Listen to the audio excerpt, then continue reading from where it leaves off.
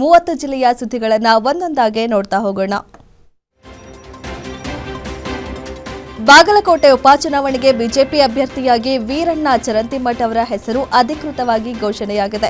ಯುಗಾದಿ ಹಬ್ಬದ ಸಂದರ್ಭದಲ್ಲಿ ಟಿಕೆಟ್ ಘೋಷಣೆ ಆಗಿರುವುದು ಸಂತಸ ತಂದಿದೆ. ತಮಗೆ ಅವಕಾಶ ನೀಡಿದ ಪಕ್ಷದ ರಾಜ್ಯ ಮತ್ತು ರಾಷ್ಟ್ರೀಯ ನಾಯಕರಿಗೆ ಚರಂತಿಮಠ್ ಕೃತಜ್ಞತೆ ಸಲ್ಲಿಸಿದ್ದಾರೆ. ಮಾರ್ಚ್ 23ರಂದು ರಾಜ್ಯ ನಾಯಕರ ಸಮ್ಮುಖದಲ್ಲಿ ಬೃಹತ್ ಮೆರವಣಿಗೆಯ ಮೂಲಕ ಅಧಿಕೃತವಾಗಿ ನಾಮಪತ್ರ ಸಲ್ಲಿಸುವುದಾಗಿ ತಿಳಿಸಿದ್ದಾರೆ. ಚುನಾವಣಾ ಸಿದ್ಧತೆಗಳು ಈಗಾಗಲೇ ಆರಂಭವಾಗಿವೆ. ಪಕ್ಷ ಬಿಟ್ಟು ಹೋದವರನ್ನ ವಾಪಸ್ ಕರೆತರುವ ಪ್ರಯತ್ನ ನಡೆದಿದ್ದು ಹಿರಿಯ ನಾಯಕರು ಈ ನಿಟ್ಟಿನಲ್ಲಿ ಕೆಲಸ ಮಾಡುತ್ತಿದ್ದಾರೆ. ಇಡೀ ಸರ್ಕಾರವೇ ಬಂದು ಇಲ್ಲಿ ಬೀಡು ಬಿಟ್ಟರು ಮತ ಹಾಕುವವರು ಬಾಗಲಕೋಟೆಯ ಜನ ಎಂದು ಆಡಳಿತ ಪಕ್ಷಕ್ಕೆ ಟಾಂಗ್ ಕೊಟ್ಟಿದ್ದಾರೆ. ಚುನಾವಣೆಗೂ 48 ಗಂಟೆ ಮೊದಲು ಹೊರಗಿನ ನಾಯಕರೆಲ್ಲರೂ ಎಲ್ಲಿಂದ ಹೋಗಲೇಬೇಕು. ಅಂತಿಮವಾಗಿ ಸ್ಥಳೀಯ ಜನರ ತೀರ್ಪೇ ಮುಖ್ಯ ಎಂದು ವಿಶ್ವಾಸ ವ್ಯಕ್ತಪಡಿಸಿದ್ದಾರೆ. ಕೂಡ ಸಾಕಷ್ಟು ತೊಂದರೆಯಾಗಿದೆ. ಆ ದೃಷ್ಟಿಯನ್ನು ಇಟ್ಟುಕೊಂಡು ಮತ್ತೆ ಇಲ್ಲಿ ಭಾರತೀಯ ಜನತಾ ಪಕ್ಷ ಗೆಲ್ತದೆ. ಬಿಜೆಪಿ ಇಲ್ಲಿ ಗೆಲ್ಲಬೇಕು, ಹಿಂದುತ್ವ ಇಲ್ಲಿ ಗೆಲ್ತದ.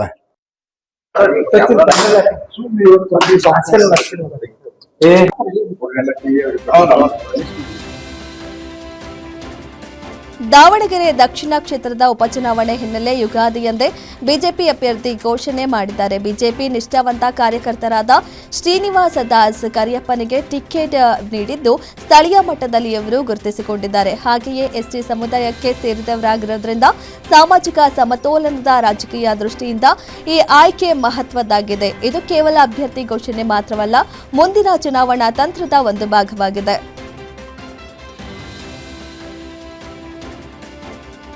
ದಾವಣಗೆರೆ ದಕ್ಷಿಣ ವಿಧಾನಸಭಾ ಕ್ಷೇತ್ರದ ಉಪಚುನಾವಣೆಗೆ ಬಿಜೆಪಿ ಅಭ್ಯರ್ಥಿಯಾಗಿ ಶ್ರೀನಿವಾಸ ದಾಸ ಕರಿಯಪ್ಪ ಅವರ ಆಯ್ಕೆಯನ್ನ ಹಿರಿಯ ನಾಯಕ ಯಶವಂತರಾವ್ ಜಾಧವ್ ಸ್ವಾಗತಿಸಿದ್ದಾರೆ. ಈ ಹಿಂದೆ ಇದೇ ಕ್ಷೇತ್ರದಿಂದ ಸ್ಪರ್ಧಿಸಿದ್ದ ಜಾಧವ್ ಅವರ ಬೆಂಬಲ ಶ್ರೀನಿವಾಸ್ ಅವರಿಗೆ ದೊಡ್ಡ ಬಲ ತಂದಿದೆ. ಶ್ರೀನಿವಾಸ ದಾಸ ಕರಿಯಪ್ಪ ನಮ್ಮ ಶಿಷ್ಯ, ನಮ್ಮ ನಡುವೆ ಹಳೆಯ ಮತ್ತು ಉತ್ತಮ ಬಾಂಧವ್ಯವಿದೆ. ಶ್ರೀನಿವಾಸ್ ಎಲ್ಲರೊಂದಿಗೆ ಉತ್ತಮ ಒಡನಾಟ ಹೊಂದಿದ್ದಾರೆ. ಈ ಬಾರಿ ದಾವಣಗೆರೆ ದಕ್ಷಿಣ ಕ್ಷೇತ್ರದಲ್ಲಿ ಬಿಜೆಪಿ ಪರವಾದ ಅಲೆ ಎದ್ದು ಕಾಣ್ತಿದೆ. ಹೀಗಾಗಿ ಶ್ರೀನಿವಾಸ ಗೆಲುವು ಖಚಿತ ಎಂದು ವಿಶ್ವಾಸ ವ್ಯಕ್ತಪಡಿಸಿದ್ರು. ಈ ಬಾರಿ ಯಾವುದೇ ಕಾರಣಕ್ಕೂ ದಕ್ಷಿಣ ಕ್ಷೇತ್ರವನ್ನ ಕೈಬಿಡುವುದಿಲ್ಲ. ನಾವೇ ಅಭ್ಯರ್ಥಿ ಎನ್ನುವ ಭಾವನೆಯಿಂದ ನಾವೆಲ್ಲರೂ ಒಟ್ಟಾಗಿ ಕೆಲಸ ಮಾಡಿ ಪಕ್ಷವನ್ನ ಗೆಲ್ಲಿಸುತ್ತೇವೆ ಎಂದು ಜಾಧವ್ ಘೋಷಿಸಿದ್ರು. ದಾವಣಗೆರೆ ಹಾಗೂ ಬಾಗಲಕೋಟೆ ಉಪಚುನಾವಣೆ ಹಿನ್ನೆಲೆ ದಾವಣಗೆರೆಗೆ ಶ್ರೀನಿವಾಸ್ ಹಾಗೂ ಬಾಗಲಕೋಟೆಗೆ ವೀರಣ್ಣ ಚರಂತಿಮಠ್ ಬಿಜೆಪಿ ಅಭ್ಯರ್ಥಿಗಳು ಎಂದು ಘೋಷಣೆ ಮಾಡಿದ ಬಳಿಕ ಪ್ರತಿಕ್ರಿಯಿಸಿರುವ ಶಾಸಕ ಯತ್ನಾಳ್, ದಾವಣಗೆರೆಯ ಒಳ ಚಿತ್ರಣ ಏನೆಂದು ನೋಡ್ತೇನೆ. ನಾಮಪತ್ರ ಸಲ್ಲಿಕೆಗೆ ಕೊನೆಯ ದಿನ ಬಿ ಫಾರ್ಮ್ ಯಾರಿಗೆ ಸಿಗುತ್ತದೆ, ಯಾರು ಪಕ್ಷದ ಅಭ್ಯರ್ಥಿ ಆಗುತ್ತಾರೆಂದು ತಿಳಿದ ಬಳಿಕ ಬೆಂಬಲ ನೀಡುವ ಬಗ್ಗೆ ತೀರ್ಮಾನಿಸುತ್ತೇನೆ. ವೀರಣ್ಣ ಚರಂತಿಮಠ ಹಾಗೂ ನಮ್ಮ ಮಧ್ಯೆ ಪರಸ್ಪರ ಉಪಕಾರವಿದೆ. ಸೂಕ್ತ ಸಂದರ್ಭದಲ್ಲಿ ಹೇಗೆಲ್ಲ ಬೆಂಬಲ ಮಾಡಬೇಕೆಂದು ತೀರ್ಮಾನ ಮಾಡುತ್ತೇನೆಂದು ಹೇಳಿದ್ದಾರೆ.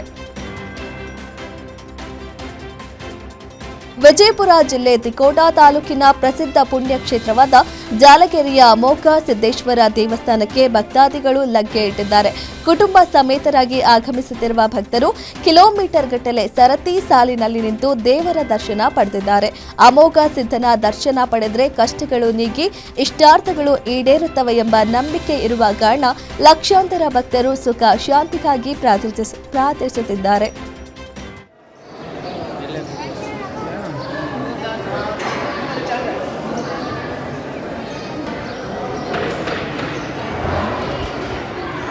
ಇವತ್ತಿನ ಯುಗಾದಿಯ ವಿಶೇಷ ಅಂದ್ರೆ ಇಲ್ಲಿ ಶ್ರೀ ಅಮೋಘ ಸಿದ್ದೇಶ್ವರ ದೇವಸ್ಥಾನ ಒಂದು 200 ವರ್ಷದಿಂದ ಹಳೆ ಒಂದು ಅಮೋಘ ಸಿದ್ಧದ ದೇವಸ್ಥಾನದ ಸ್ಥಾಪನೆ ಇದೆ. ಇದು ಅಮಾವಾಸ್ಯೆಗೊಂದು ಸಲ ಕಂಟಿನ್ಯೂ ಸರ್ ಒಂದು 2000ದಿಂದ 3000 4000 ಜನ ಕಂಟಿನ್ಯೂ ಇರ್ತಾರೆ ಸರ್. ಡೈಲಿ ರೆಗ್ಯುಲರು ಕಂಟಿನ್ಯೂ ಜನ ಇರುತ್ತೆ. ಅಮೋಘ ಸಿದ್ಧದ ವಿಶೇಷ ಮತ್ತು ಇಲ್ಲಿ ಬೇಡ್ಕೊಂಡು ಹೋಗೋ ಭಕ್ತರಿಗೆ ಅಲ್ಲಿ ಏನು ಅವ್ರು ವಿಶೇಷ ಬೇಡ್ಕೋತಾರಲ್ಲ ಆ ಭಕ್ತರಿಗೆಲ್ಲ ಅದು ಎಲ್ಲ ಅವರು ಮನಪೂರ್ವವಾಗಿ ಇದು ಆಗೋಣ ಕಂಟಿನ್ಯೂ ಒಂದು 4-5 ಜಿಲ್ಲೆದಿಂದ ಇಲ್ಲಿ ಅಮೋಘ ಸಿದ್ಧ ಗುಡಿಗೆ ಕಂಪಲ್ಸರಿ ಬರ್ತಾರೆ ಸರ್.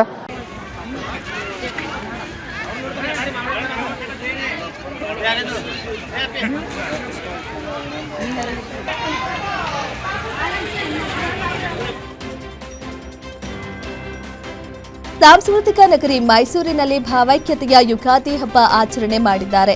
ಹಿಂದೂ ಮುಸ್ಲಿಂ ಸಮುದಾಯದವರು ಒಟ್ಟಿಗೆ ಸೇರಿ ಪರಸ್ಪರ ಬೇವು ಬೆಲ್ಲ ತಿನ್ನುವುದರ ಮೂಲಕ ಅತಿ ಸುಂದರವಾಗಿ ಯುಗಾದಿ ಹಬ್ಬವನ್ನ ಸಂಭ್ರಮಿಸಿದ್ದಾರೆ. ಮೈಸೂರಿನ ಚಾಮುಂಡಿಪುರಂ ಅಗ್ರಹಾರ ಸೇರಿದಂತೆ ಹಲವು ಗ್ರಾಮದ ಜನರು ಸೇರ್ಕೊಂಡು ನಂಜುಮಳಿಗೆ ವೃತ್ತದಲ್ಲಿ ಯುಗಾದಿ ಆಚರಿಸಿದ್ದಾರೆ. ಹಿಂದೂ ಮುಸ್ಲಿಂ ಎಂಬ ಭೇದ ಭಾವ ನಮ್ಮಲ್ಲಿ ಇಲ್ಲ, ನಾವೆಲ್ಲ ಅಣ್ಣ ತಮ್ಮಂದಿರಂತೆ ಕಷ್ಟ ಸುಖ ಎರಡರಲ್ಲೂ ಜೊತೆಯಾಗಿರ್ತೇವೆ ಎಂದು ಭಾವೈಕ್ಯತೆಯ ಯುಗಾದಿ ಹಬ್ಬ ಆಚರಿಸಿದ್ದಾರೆ. ಕಲಬುರಗಿ ಗೃಹ ಉದ್ಯಮಕ್ಕೂ ಸಿಲಿಂಡರ್ ಬಿಸಿ ತಟ್ಟಿದೆ. ಯುಗಾದಿ ಹಬ್ಬಕ್ಕೆ ಹೆಚ್ಚು ವ್ಯಾಪಾರವಾಗುತ್ತೆ ಎಂಬ ನಿರೀಕ್ಷೆಯಲ್ಲಿದ್ದ ಮಾಲೀಕರಿಗೆ ಭಾರೀ ಆಘಾತವಾಗಿದೆ. ಸಿಲಿಂಡರ್ ಇಲ್ಲವೆಂದು ಮನೆಯಲ್ಲೇ ಸಿದ್ಧ ಮಾಡುತ್ತಿದ್ದ ಸ್ನ್ಯಾಕ್ಸ್ ಪದಾರ್ಥಗಳು ಸ್ಥಗಿತಗೊಂಡಿವೆ. ನೆರೆ ರಾಜ್ಯಗಳಿಗೆ ಸರಬರಾಜಾಗ್ತಿದ್ದ ಚುರ್ಮುರಿ, ಚಕ್ಕುಲಿ ಸೇರಿ ಹಲವು ಸ್ನ್ಯಾಕ್ಸ್ಗಳು ಸ್ಥಗಿತವಾದ ಹಿನ್ನೆಲೆ ಅಂಗಡಿ ಮಾಲೀಕರು ಮಹಿಳೆಯರನ್ನ ಮನೆಗೆ ಕಳಿಸಿದ್ದಾರೆ. ಕಲಬುರಗಿ ನಗರಾದ್ಯಂತ ಯುಗಾದಿ ಹಬ್ಬದ ಹೊಸ ವರ್ಷದ ಸಂಭ್ರಮ ಮನೆ ಮಾಡಿದೆ. ಜಿಲ್ಲೆಯ ಆರಾಧ್ಯ ದೈವ ಶ್ರೀ ಶರಣಬಸವೇಶ್ವರ ದೇವಸ್ಥಾನ ಭಕ್ತರಿಂದ ಕಿಕ್ಕಿರಿದು ತುಂಬಿದೆ.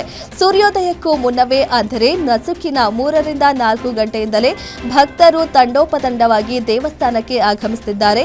ಹೊಸ ವರ್ಷದ ಮೊದಲ ದಿನ ಶರಣರ ದರ್ಶನ ಪಡೆದರೆ ವರ್ಷವಿಡೀ ಶುಭವಾಗುತ್ತದೆ ಎಂಬ ನಂಬಿಕೆ ಭಕ್ತರಲ್ಲಿದೆ. ಭಕ್ತರ ಸಂಖ್ಯೆ ಗಣನೀಯವಾಗಿ ಹೆಚ್ಚಾಗಿರುವುದರಿಂದ ಶಿಸ್ತುಬದ್ಧವಾಗಿ ಸರತಿ ಸಾಲಿನಲ್ಲಿ ನಿಂತು ದರ್ಶನ ಪಡೆದಿದ್ದಾರೆ. ದೇವಸ್ಥಾನದ ಆವರಣದ ಹೊರಗಿನವರೆಗೂ ಭಕ್ತರ ಸಾಲು ಚಾಚಿಕೊಂಡಿದೆ. ಹೊಸ ಬಟ್ಟೆಗಳನ್ನು ಧರಿಸಿ ಕುಟುಂಬ ಸಮೇತ ಆಗಮಿಸುತ್ತಿರುವ ಜನರು ಶರಣ ಬಸವೇಶ್ವರರಿಗೆ ವಿಶೇಷ ಪೂಜೆ ಸಲ್ಲಿಸುತ್ತಿದ್ದಾರೆ. ದೇವಸ್ಥಾನದ ಸುತ್ತಮುತ್ತ ಹಬ್ಬದ ಕಳೆ ಎದ್ದು ಕಾಣ್ತಿದೆ. ಮನೆಯಲ್ಲಿ ಬೇವು ಬೆಲ್ಲ ಸವಿದು ಹೊಸ ಪಂಚಾಂಗ ಶ್ರವಣ ಮಾಡುವ ಮೊದಲು ದೇವಸ್ಥಾನಕ್ಕೆ ಭೇಟಿ ನೀಡುವುದು ಇಲ್ಲಿನ ಜನರ ವಾಡಿಕೆಯಾಗಿದೆ.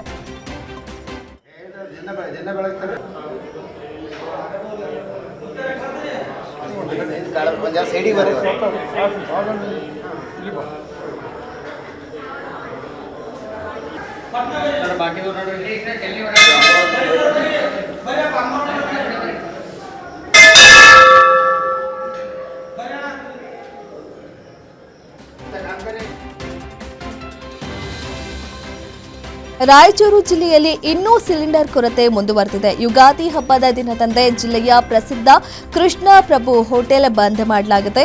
ಸಿಲಿಂಡರ್ ಕೊರತೆಯಿಂದಾಗಿ ಆರಂಭದಲ್ಲೇ ಮೆನು ಕಟ್ ಮಾಡಲಾಗಿದ್ದು, ಸಿಲಿಂಡರ್ ಸಿಗದ ಕಾರಣ ಮಾಲೀಕರು ಆರಂಭದಲ್ಲಿ ಮೆನುವಲ್ಲಿದ್ದ ಹಲವು ತಿಂಡಿಗಳನ್ನು ಕಟ್ ಮಾಡಿದ್ರು. ಇದೀಗ ಗ್ಯಾಸ್ ಪೂರೈಕೆ ಸಂಪೂರ್ಣ ಸ್ಥಗಿತಗೊಂಡಿರುವ ಹಿನ್ನೆಲೆ ಹೋಟೆಲ್ ಕ್ಲೋಸ್ ಮಾಡಲಾಗಿದೆ. ಯುಗಾದಿ ಹಬ್ಬದ ಸಂಭ್ರಮದ ನಡುವೆಯೇ ಚಿಕ್ಕಬಳ್ಳಾಪುರದ ಹೊರವಲಯದಲ್ಲಿರುವ ಪ್ರತಿಷ್ಠಿತ ದುರ್ಗಾ ಗ್ರ್ಯಾಂಡ್ ಹೋಟೆಲ್ ಗ್ಯಾಸ್ ಸಮಸ್ಯೆಯಿಂದಾಗಿ ಹೈರಾಣಾಗಿದೆ. ಸತತ 1 ವಾರದಿಂದ ಕಮರ್ಷಿಯಲ್ ಗ್ಯಾಸ್ ಸಿಲಿಂಡರ್ಗಳ ಸರಬರಾಜು ಇಲ್ಲದ ಕಾರಣ ಹೋಟೆಲ್ ಅನಿವಾರ್ಯವಾಗಿ ಸೌದೆಯ ಒಲೆಗಳ ಮೊರೆ ಹೋಗಿದೆ. ಹೋಟೆಲ್ ಮುಚ್ಚಲು ಸಾಧ್ಯವಿಲ್ಲದ ಕಾರಣ ಹೊಗೆಯ ನಡುವೆಯೇ ಅಡುಗೆ ಮಾಡಬೇಕಾದ ಪರಿಸ್ಥಿತಿ ಬಂದಿದೆ. ಗ್ಯಾಸ್ ಇಲ್ಲದ ಕಾರಣ ಎಲ್ಲರೂ ಸೌದೆಯನ್ನೇ ಅವಲಂಬಿಸುತ್ತಿರುವುದರಿಂದ ಮಾರುಕಟ್ಟೆಯಲ್ಲಿ ಸೌದೆಯ ಬೆಲೆಯೂ ಗಗನಕ್ಕೇರಿದೆ. ಅತ್ತ ಸೌದೆ ಖರೀದಿಸಲು ಆಗದೆ ಇದ್ದ ಹೋಟೆಲ್ ನಡೆಸಲು ಆಗದೆ ಮಾಲೀಕರು ಪರದಾಡ್ತಿದ್ದಾರೆ. ಹಾಸನ ಜಿಲ್ಲೆಯಲ್ಲಿ ಗ್ಯಾಸ್ ಕೊರತೆಯಿಂದ ಆಟೋ ಮಾಲೀಕರು ಸಂಕಷ್ಟಕ್ಕೆ ಸಿಲುಕಿದ್ದು ಜಿಲ್ಲಾಧಿಕಾರಿ ಕಚೇರಿಯಲ್ಲಿ ತಮ್ಮ ಅಳಲು ತೋಡಿಕೊಂಡಿದ್ದಾರೆ. ಮಧ್ಯಪ್ರಾಚ್ಯ ಯುದ್ಧದ ಕಾರಣ ಹೇಳಿಕೊಂಡು ಖಾಸಗಿ ಗ್ಯಾಸ್ ಏಜೆನ್ಸಿಗಳು ದರ ಏರಿಕೆ ಮಾಡ್ತಿವೆ ಎಂಬ ಆರೋಪ ಕೇಳಿಬಂದಿದೆ. ಸರ್ಕಾರಿ ಒಡೆತನದ ಇಂಡಿಯನ್ ಗ್ಯಾಸ್ ಬಂಕ್ಗಳಲ್ಲಿ ಸರಬರಾಜು ಇಲ್ಲದಿರುವುದರಿಂದ ಆಟೋ ಚಾಲಕರು ಪರದಾಡುವಂತಾಗಿದೆ. ಆದರೆ ಖಾಸಗಿ ಬಸ್ ಬಂಕ್ಗಳಲ್ಲಿ ಗ್ಯಾಸ್ ಲಭ್ಯವಾಗುತ್ತಿರುವುದು ಅನುಮಾನಕ್ಕೆ ಕಾರಣವಾಗಿದೆ. ಈ ವಿಚಾರ ಗಮನಿಸಿದ ಹಾಸನ ಜಿಲ್ಲಾಧಿಕಾರಿಗಳು ಆಹಾರ ಮತ್ತು ನಾಗರಿಕ ಸರಬರಾಜು ಇಲಾಖೆಯ ಅಧಿಕಾರಿಯನ್ನ ತರಾಟೆಗೆ ತೆಗೆದುಕೊಂಡಿದ್ದಾರೆ. ಯುಗಾದಿ ಹಬ್ಬದ ಹಿನ್ನೆಲೆ ಜೂಜಾಟ ತಡೆಯಲು ಜಿಲ್ಲೆಯಲ್ಲಿ ಪೊಲೀಸ್ ಇಲಾಖೆ ಕಟ್ಟುನಿಟ್ಟಿನ ಕ್ರಮ ಕೈಗೊಂಡಿದೆ. ಹಬ್ಬದ ಸಮಯದಲ್ಲಿ ಜೂಜಾಟ ನಡೆಸಿದರೆ ಕಾನೂನು ಕ್ರಮ ಕೈಗೊಳ್ಳಲಾಗುತ್ತದೆ ಎಂದು ಪೊಲೀಸರು ಕಟ್ಟುನಿಟ್ಟಿನ ಎಚ್ಚರಿಕೆ ನೀಡಿದ್ದಾರೆ. ಜಿಲ್ಲೆಯಾದ್ಯಂತ ಆಟೋ ರಿಕ್ಷಾಗಳ ಮೂಲಕ ಮೈಕ್ನಲ್ಲಿ ಜಾಗೃತಿ ಸಂದೇಶಗಳನ್ನು ಪ್ರಸಾರ ಮಾಡಲಾಗುತ್ತಿದ್ದು ಸಾರ್ವಜನಿಕರಲ್ಲಿ ಅರಿವು ಮೂಡಿಸಲಾಗುತ್ತಿದೆ.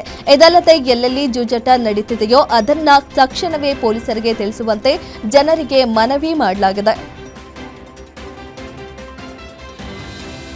ಹೊಸ ವರ್ಷ ಯುಗಾದಿಯಂದೇ ಮಹಿಳೆಯರು ನೀರಿಗಾಗಿ ಪರದಾಡಿದ ಘಟನೆ ಯಾದಗಿರಿ ಜಿಲ್ಲೆಯಲ್ಲಿ ನಡೆದಿದೆ. ಗುರುಮಠಕಲ್ ತಾಲೂಕಿನ ಗಾಜರಕೋಟ ಗ್ರಾಮದಲ್ಲಿ ಮಹಿಳೆಯರು ಹಬ್ಬದ ದಿನದಂದೇ ಕುಡಿಯುವ ನೀರಿಗೆ ಪರದಾಡಿದ್ರು. ಅಧಿಕಾರಿಗಳು ಸ್ಪಂದಿಸಿಲ್ಲ. ಕಳೆದ 2 ತಿಂಗಳಿನಿಂದ ಗ್ರಾಮದಲ್ಲಿ ನೀರಿನ ಸಮಸ್ಯೆ ಎದುರಾಗಿದ್ರು. ಗ್ರಾಮ ಪಂಚಾಯತ್ ಅಧಿಕಾರಿಗಳು, ಜನಪ್ರತಿನಿಧಿಗಳು ಪರಿಹಾರ ಕಲ್ಪಿಸದಿರುವುದಕ್ಕೆ ಗ್ರಾಮಸ್ಥರು ಆಕ್ರೋಶ ಹೊರಹಾಕಿದ್ದಾರೆ. ವೇಲಿಂಗ್ ಮಾಡಿ ಪುಂಡಾಟ ಮೆರೆಯುವುದಲ್ಲದೆ ರಸ್ತೆಯಲ್ಲಿ ಸಂಚರಿಸುವ ಸವಾರರಿಗೆ ಅಡ್ಡಗಟ್ಟಿ ಆವಾಜ್ ಹಾಕ್ತಿದ್ದ ಕಿಡಿಗೇಡಿಗಳನ್ನ ಹೊಸಕೋಟೆ ಸಂಚಾರಿ ಪೊಲೀಸರು ಕಾರ್ಯಾಚರಣೆ ನಡೆಸಿ ಶಾಕ್ ನೀಡಿದ್ದಾರೆ. ಚೆನ್ನೈ ಎಕ್ಸ್‌ಪ್ರೆಸ್ ಹೆದ್ದಾರಿಯಲ್ಲಿ ಕರ್ಕಶ ಶಬ್ದ ಮಾಡಿ ಬೈಕ್ ಸ್ಟಂಟ್ ಮಾಡುತ್ತಿದ್ದ ಪುಂಡರ ಗ್ಯಾಂಗ್ ಅನ್ನ ಚೇಸ್ ಮಾಡಿ ಹಿಡಿದು 8ಕ್ಕೂ ಹೆಚ್ಚು ದ್ವಿಚಕ್ರ ವಾಹನಗಳನ್ನು ಪೊಲೀಸರು ವಶಕ್ಕೆ ಪಡೆದುಕೊಂಡಿದ್ದಾರೆ.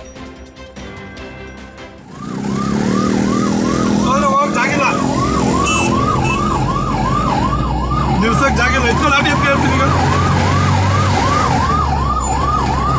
ಇವೆಲ್ಲ ಸಿಗ್ತಾವಂತಾನೆ ಬೈಕು, ಎಲ್ಲ ಸಿಗ್ತಾವ ಬೈಕು ಅಂತ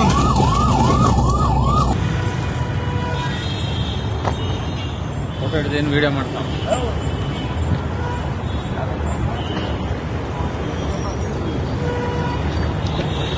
अभी होता नहीं, कोर्ट में ध्यान है. ಬಾಗಲಕೋಟೆ ಬೈ ಎಲೆಕ್ಷನ್ ಅಖಾಡದಲ್ಲಿ ನೀತಿ ಸಂಹಿತೆ ಉಲ್ಲಂಘನೆ ಆಗಿದೆ. ದಾಖಲೆ ಇಲ್ಲದೆ ಕಾರಿನಲ್ಲಿ ಸಾಗಿಸುತ್ತಿದ್ದ ಲಕ್ಷಾಂತರ ರೂಪಾಯಿಗಳನ್ನು ಜಪ್ತಿ ಮಾಡಲಾಗಿದೆ. ಬಬಲೇಶ್ವರದಿಂದ ಕುಷ್ಟಗಿ ಕಡೆಗೆ ಹೋಗ್ತಿದ್ದ ಕಾರಿನಲ್ಲಿ ಪೊಲೀಸರು 15.50 ಲಕ್ಷ ರು ಜಪ್ತಿ ಮಾಡಿದ್ದಾರೆ. ನಾಯನೇಕಲಿ ಚೆಕ್ ಪೋಸ್ಟ್ನಲ್ಲಿ ತಪಾಸಣೆ ವೇಳೆ ಹಣ ಸೀಸ್ ಆಗಿದೆ.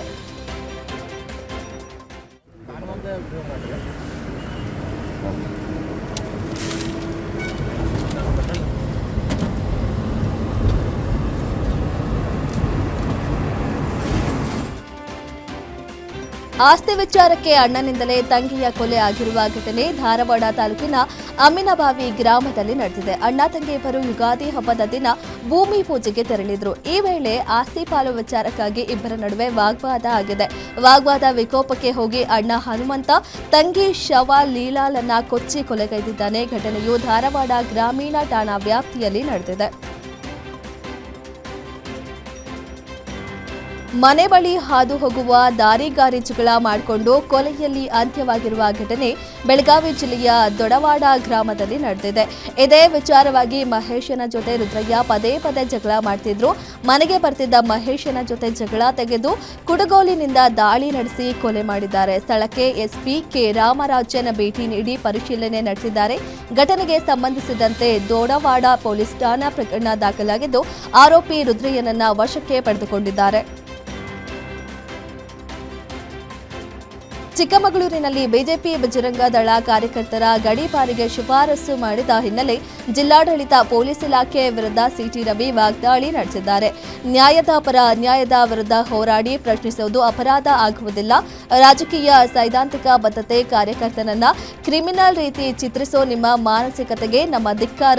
ಗಡೀಪಾರು ನೋಟಿಸ್ ಕೊಡುವುದರ ಮೂಲಕ ನಮ್ಮ ಪಕ್ಷಕ್ಕೆ ಚಾಲೆಂಜ್ ಹಾಕಿದ್ದಾರೆ. ಅದನ್ನು ನಾವು ಸ್ವೀಕಾರ ಮಾಡ್ತೀವಿ ಎಂದು ಪರಿಷತ್ ಸದಸ್ಯ ಸಿಟಿ ರವಿ ಕಿಡಿಕಾರಿದ್ದಾರೆ. ಶಿವಮೊಗ್ಗ ತಾಲೂಕಿನ ಅನುಪಿನಕಟ್ಟೆ ಗ್ರಾಮದಲ್ಲಿ ಕಲ್ಲಂಗಡಿ ಬೆಳೆ ಸಂಪೂರ್ಣ ನಾಶವಾಗಿದೆ. 3 ಎಕರೆಯಲ್ಲಿ ಬೆಳೆದಿದ್ದ ಕಲ್ಲಂಗಡಿ ಮಣ್ಣು ಪಾಲಾಗಿದೆ. ಇನ್ನು 25 ದಿನಗಳಲ್ಲಿ ಕಟಾವು ಮಾಡಬೇಕಿದ್ದ ಕಲ್ಲಂಗಡಿ ನಾಶವಾಗಿದ್ದು ರೈತ ಕಂಗಾಲಾಗಿದ್ದಾನೆ. ಬೆಳೆ ನಾಶವಾದರೂ ಸ್ಥಳಕ್ಕೆ ಅಧಿಕಾರಿಗಳು ಭೇಟಿ ನೀಡುತ್ತಿಲ್ಲ ಎಂದು ತೋಟಗಾರಿಕೆ ಹಾಗೂ ಕಂದಾಯ ಇಲಾಖೆ ಅಧಿಕಾರಿಗಳ ವಿರುದ್ಧ ಆಕ್ರೋಶ ಹೊರಹಾಕಿದ್ದಾರೆ. ಕಾರು ಆಂಬ್ಯುಲೆನ್ಸ್ ನಡುವೆ ಭೀಕರ ಡಿಕ್ಕಿಯಾಗಿ ಕಾರು ಪಲ್ಟಿಯಾಗಿರುವ ಘಟನೆ ಶಿವಮೊಗ್ಗದ ಅಕ್ಕಮಹದೇವಿ ವೃತ್ತದಲ್ಲಿ ನಡೆದಿದೆ. ಚಾಲಕನ ನಿಯಂತ್ರಣ ತಪ್ಪಿ ಕಾರು 3-4 ಬಾರಿ ಪಲ್ಟಿಯಾಗಿದೆ. ಇನ್ನು ಕಾರಿನಲ್ಲಿದ್ದವರಿಗೆ ಸಣ್ಣ ಪುಟ್ಟ ಗಾಯಗಳಾಗಿದ್ದು ಪ್ರಾಣಾಪಾಯದಿಂದ ಪಾರಾಗಿದ್ದಾರೆ. ಘಟನೆ ಸಂಬಂಧ ಪೂರ್ವ ಸಂಚಾರಿ ಪೊಲೀಸ್ ಠಾಣೆಯಲ್ಲಿ ಪ್ರಕರಣ ದಾಖಲಾಗಿದೆ. ಅನಿಲ ಸೋರಿಕೆಯಿಂದ ಗ್ಯಾಸ್ ಸ್ಫೋಟಗೊಂಡಿರುವ ಘಟನೆ ನೆಲಮಂಗಲದ ಚಂದನಹೊಸಳ್ಳಿ ಗ್ರಾಮದಲ್ಲಿ ನಡೆದಿದೆ. ಮನೆಯಲ್ಲಿದ್ದ ಗ್ಯಾಸ್ ಸ್ಫೋಟಗೊಂಡ ಹಿನ್ನೆಲೆ ಇಡೀ ಮನೆಗೆ ಬೆಂಕಿ ಕೆನ್ನಾಲಿಕೆಗೆ ಸಿಲುಕಿದೆ. ಅವಘಡದಲ್ಲಿ ಮನೆಯಲ್ಲಿದ್ದ ಅಭಿನಂದನ್, ಅಭಿಷೇಕ್ ಮತ್ತು ರಾಮ್ ಬಚ್ಚನ್ ಎಂಬುವರಿಗೆ ಗಂಭೀರ ಗಾಯಗಳಾಗಿದ್ದು ಬೆಂಗಳೂರಿನ ವಿಕ್ಟೋರಿಯಾ ಆಸ್ಪತ್ರೆಗೆ ದಾಖಲಿಸಲಾಗಿದೆ. ಘಟನೆಗೆ ಸಂಬಂಧಿಸಿದಂತೆ ಡಾಬಸ್ಪೇಟೆ ಪೊಲೀಸ್ ಠಾಣೆಯಲ್ಲಿ ಪ್ರಕರಣ ದಾಖಲಾಗಿದೆ. ಚಿಕ್ಕಮಗಳೂರು ಜಿಲ್ಲೆಯ ಕಳಸಾ ತಾಲೂಕಿನ ಕಂಚಿನಕೆರೆಯ ಕಾಲಭೈರೇಶ್ವರ ದೇಗುಲದ ಮುಂದೆ ಯುಗಾದಿ ಹಬ್ಬದ ದಿನವೇ ವಾಮಾಚಾರ ನಡೆದಿರುವುದು ಸ್ಥಳೀಯರಲ್ಲಿ ಭಾರೀ ಆತಂಕ ಮೂಡಿಸಿದೆ. ನಿನ್ನೆ ರಾತ್ರಿ ಅಮಾವಾಸ್ಯೆ ಇದ್ದ ಕಾರಣ ಮಧ್ಯರಾತ್ರಿ ದುಷ್ಕರ್ಮಿಗಳು ದೇವಾಲಯದ ಮುಂಭಾಗದಲ್ಲೇ ವಾಮಾಚಾರ ನಡೆಸಿದ್ದಾರೆ ಎನ್ನಲಾಗಿದೆ. ಯುಗಾದಿ ಹಬ್ಬದ ಸಂಭ್ರಮದಲ್ಲಿರಬೇಕಾದ ಭಕ್ತರಿಗೆ ಇದು ಬೆಳಗ್ಗೆ ಈ ದೃಶ್ಯ ಕಂಡು ಆಘಾತವಾಗಿದೆ. ದೇಗುಲದ ಎದುರು ದೊಡ್ಡ ದೊಡ್ಡ ಕಲ್ಲುಗಳು ವೃತ್ತಾಕಾರದಲ್ಲಿ ಜೋಡಿಸಿ ಅದರ ಮಧ್ಯೆ ಅರಿಶಿನ ಕುಂಕುಮ ಚೆಲ್ಲಲಾಗಿದೆ. ಅಲ್ಲಿ ತೆಂಗಿನಕಾಯಿ, ಕುಂಬಳಕಾಯಿ, ನಾಣ್ಯಗಳು ಮತ್ತು ನಿಂಬೆ ಹಣ್ಣುಗಳನ್ನು ಬಳಸಿ ಪೂಜೆ ಮಾಡಿರುವ ಕುರುಹುಗಳು ಪತ್ತೆ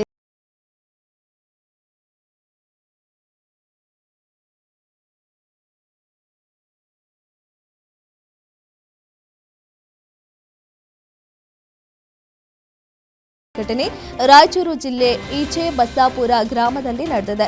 ಶಿಕ್ಷಕ ಮಾತ್ರವಲ್ಲದೆ ಅದೇ ಗ್ರಾಮದಲ್ಲಿ ಜಗದ್ಗುರು ಶಿವಾನಂದ ಮಠ ಕಟ್ಟಿದ್ದ ಶಿಕ್ಷಕ ದೇವೇಂದ್ರಪ್ಪ ಮುಳ್ಳೂರು ಆತ್ಮಹತ್ಯೆಗೆ ಶರಣಾಗಿದ್ದಾರೆ. ಕೆಲವು ದಿನಗಳ ಹಿಂದೆ ಅಪಘಾತವಾಗಿತ್ತು. ಇದರಿಂದ ಮಾನಸಿಕವಾಗಿ ನೊಂದಿದ್ದ ಶಿಕ್ಷಕ ದೇವೇಂದ್ರಪ್ಪ ಆತ್ಮಹತ್ಯೆ ಮಾಡಿಕೊಂಡಿದ್ದಾರೆ. ಘಟನೆಗೆ ಸಂಬಂಧ ತುರ್ವಿಹಾಳ ಪೊಲೀಸ್ ಠಾಣೆಯಲ್ಲಿ ಪ್ರಕರಣ ದಾಖಲಾಗಿದೆ. ತುಂಗಭದ್ರಾ ಕ್ರಸ್ಟ್ ಗೇಟ್ ಅಳವಡಿಕೆ ಕಾರ್ಯ ನಡೆಯುತ್ತಿದ್ದು 33 ಗೇಟ್ಗಳ ಪೈಕಿ 18 ಗೇಟ್ ಅಳವಡಿಕೆ ಕಾರ್ಯ ಪೂರ್ಣಗೊಂಡಿದೆ. ಕ್ರಸ್ಟ್ ಗೇಟ್ ಅಳವಡಿಕೆ ವೇಳೆ ಕಾಮಗಾರಿಯಲ್ಲಿ ತಾಂತ್ರಿಕ ಲೋಪಗಳು ಕಂಡುಬರ್ತಿವೆ ಎಂದು ರೈತರು ಆರೋಪ ಮಾಡಿದ್ದಾರೆ. ಹೊಸ ಗೇಟ್ಗಳ ಅಳವಡಿಕೆಯಲ್ಲಿ ಹಳೆ ಚೈನ್ ಲಿಂಕ್ ಬಳಕೆ ಮಾಡುತ್ತಿದ್ದಾರೆ. ಪ್ರಸ್ತುತ ಕಾಮಗಾರಿಯಲ್ಲಿ ಈ ರೀತಿಯ ತಪ್ಪುಗಳು ಮತ್ತೆ ಮರುಕಳಿಸುತ್ತಿದೆ. ಮುಂದಿನ ದಿನಗಳಲ್ಲಿ ಅನಾಹುತ ಸಂಭವಿಸುವ ಸಾಧ್ಯತೆ ಇದೆ. ಸರ್ಕಾರ ಇದರ ಬಗ್ಗೆ ಗಮನ ಹರಿಸಬೇಕೆಂದು ಸರ್ಕಾರದ ವಿರುದ್ಧ ರೈತರು ಕಿಡಿಕಾರಿದ್ದಾರೆ. ಮನೆ ಬೀಗ ಮುರಿದು ಚಿನ್ನ ದೋಚಿದ್ದ ಅಂತಾರಾಜ್ಯ ಕಳ್ಳರನ್ನ ಬಂಧಿಸಲಾಗಿದೆ. ಕೋಲಾದ ಮಾಸ್ತಿ ಗ್ರಾಮದಲ್ಲಿ ಬೀಗ ಹಾಕಿದ್ದ ಮನೆಯನ್ನೇ ಟಾರ್ಗೆಟ್ ಮಾಡಿ ಕಳ್ಳತನ ಮಾಡುತ್ತಿದ್ದ ಕದೀಮರನ್ನ ಬಂಧಿಸಲಾಗಿದೆ. ಬರೋಬ್ಬರಿ 14 ಲಕ್ಷದಷ್ಟು ಬೆಲೆ ಬಾಳುವ 103 ಗ್ರಾಂ ಚಿನ್ನ ಹಾಗೂ 289 ಗ್ರಾಂ ಬೆಳ್ಳಿ ಒಡವೆಗಳನ್ನು ಕದ್ದಿದ್ದ ಪ್ರಸಾದ್ ಹಾಗೂ ಜನಾರ್ದನನ್ನ ಬಂಧಿಸಲಾಗಿದೆ. ಆರೋಪಿಗಳ ಮೇಲೆ ಆಂಧ್ರ, ತಮಿಳುನಾಡು ಸೇರಿದಂತೆ ಹಲವೆಡೆ 31 ಕೊಲೆ ಪ್ರಕರಣಗಳು, ಕಳ್ಳತನ ಪ್ರಕರಣಗಳು ದಾಖಲಾಗಿರುವ ಮಾಹಿತಿ ಬೆಳಕಿಗೆ ಬಂದಿದೆ.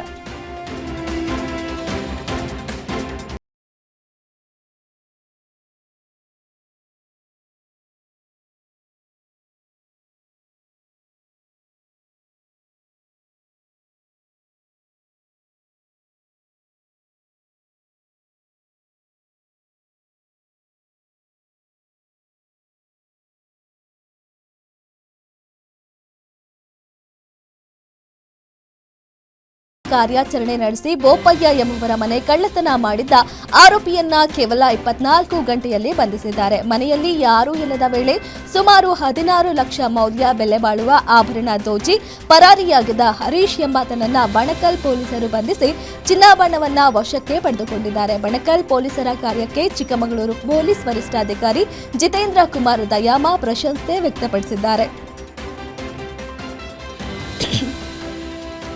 ಚಿಕ್ಕಮಗಳೂರು ಜಿಲ್ಲೆಯ ಮೂಡಿಗೆರೆ ತಾಲೂಕಿನ ಹೊಸಳ್ಳಿ ಮತ್ತು ಕಸ್ಕೆಬೈಲು ಗ್ರಾಮಗಳಲ್ಲಿ ಕಾಡಾನೆಗಳ ಹಿಂಡು ಪ್ರತ್ಯಕ್ಷವಾಗಿದ್ದು ಡ್ರೋನ್ ಕ್ಯಾಮೆರಾದಲ್ಲಿ ಸೆರೆಯಾಗಿದೆ. ಡ್ರೋನ್ ಕ್ಯಾಮೆರಾದಲ್ಲಿ ಸೆರೆಯಾಗಿರುವ ವಿಡಿಯೋದಲ್ಲಿ ತಾಯಿ ಆನೆಯು ತನ್ನ ಮರಿಗಳನ್ನ ರಕ್ಷಿಸುತ್ತಾ ಕರೆದೊಯ್ಯುವ ದೃಶ್ಯ ಬಹಳ ಕುತೂಹಲಕಾರಿಯಾಗಿದೆ. ಮಕ್ಕಳೇ, ನನ್ನ ಹಿಂದೆಯೇ ಬನ್ನಿ, ಬೇರೆಲ್ಲೂ ಹೋಗಬೇಡಿ ಎನ್ನುವಂತೆ ತಾಯಿ ಆನೆ ಸಾಗ್ತಿದ್ರೆ ಅದರ ಹಿಂದೆ ಸಾಲಾಗಿ ಮರಿ ಆನೆಗಳು ಹೆಜ್ಜೆ ಹಾಕ್ತಿವೆ. ಪ್ರಾಣಿಗಳಲ್ಲಿನ ಈ ಶಿಸ್ತು ಮತ್ತು ರಕ್ಷಣಾ ಮನೋಭಾವ ನೋಡುಗರಿಗೆ ಆಶ್ಚರ್ಯ ತಂದಿದೆ. ಇನ್ನು ಆನೆಗಳ ಹಿಂಡು ಸಾಗುವ ಹಾದಿಯಲ್ಲಿ 1-2 ವರ್ಷದ ಸಣ್ಣ ಅಡಿಕೆ ಗಿಡಗಳನ್ನು ತುಳಿದು ಹಾಕಿವೆ. ಇದರಿಂದ ರೈತರಿಗೆ ಭಾರಿ ಆರ್ಥಿಕ ನಷ್ಟ ಉಂಟಾಗಿದೆ. ಬೆಳೆ ನಷ್ಟದ ಜೊತೆಗೆ ತೋಟದ ಬೇಲಿಗಳು ಧ್ವಂಸವಾಗಿವೆ. ನಿತ್ಯವೂ ಆನೆಗಳ ಹಾವಳಿಯಿಂದ